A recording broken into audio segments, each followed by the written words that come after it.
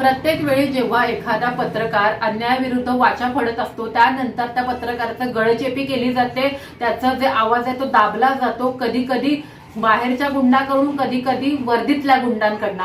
आणि अशाच प्रकारचा प्रसंग माझ्यासोबत झालेला आहे. वर्तकनगर पोलीस स्टेशन इथे अनेक फिर्यादी होते, त्या अनेक फिर्यादींची तक्रारीची दखल घेतली जात नव्हती. त्याच्यामुळे वेळोवेळी आपण वर्तकनगर पोलीस स्टेशन हे कव्हरेज करत होतो, त्या विरुद्ध तिथले जे अधिकारी आहेत त्यांना आपण जाब विचारत होतो. अशाच प्रकारची घटना काल घडली असता एका फिर्यादी संदर्भात, एका फिर्यादीची जी घटना घडलेली त्या संदर्भात आपण वर्तकनगर पोलीस स्टेशनला जाब विचारला. त्यावेळेला वर्तकनगर पोलिसांचे जे वरिष्ठ अधिकारी आहेत प्रवीण माने यांनी माझ्या हातातून मोबाईल खेचून घेतला, जो की माझी प्रायव्हेट प्रॉपर्टी आहे. आणि त्याच्यानंतर माझे जे पती आहेत त्यांचाही मोबाईल खेचून घेतला आणि त्याच्यानंतर त्यांच्यावर अमानुष मारहाण केली. त्यांना इतकं मारलं की त्यांच्या कानातून रक्त यायला लागलं.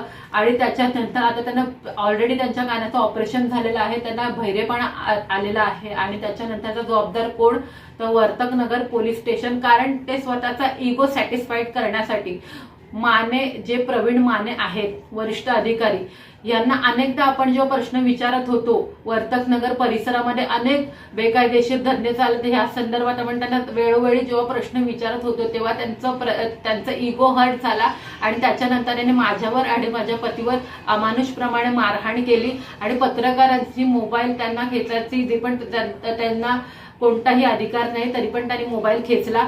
आणि हे अशा प्रकारच्या घटना वारंवार होतील जोपर्यंत पत्रकारांचं संरक्षण कायद्याचं फक्त कागदांपुरती मर्यादित न राहता अंमलात आणलं जाईल. आणि ह्या जे अधिकारी आहेत, एक सहाय्यक अधिकारी जे आहेत, लेडीज ज्या महिला आहेत, त्यांनी माझा मोबाईल घेऊन फॉर्मॅट मारला. प्रणाली शिंदे यांच्यावर आणि प्रवीण माने यांच्यावर कठोरात कठोर कारवाई व्हावी आणि ह्या सगळ्या अधिकाऱ्यांना निलंबित करण्यात यावे, जेणेकरून मला हे कळेल की न्याय व्यवस्था कुठेतरी आहे आणि पत्रकारांची जर गळचेपी होते ती कुठेतरी थांबेल. म्हणून संपूर्ण समस्त मला पत्रकार बांधवांची हीच विनंती आहे की हे जे व्हिडिओ आहे हे जास्तीत जास्त लोकांपर्यंत पोहोचवा, जेणेकरून मला न्याय मिळेल.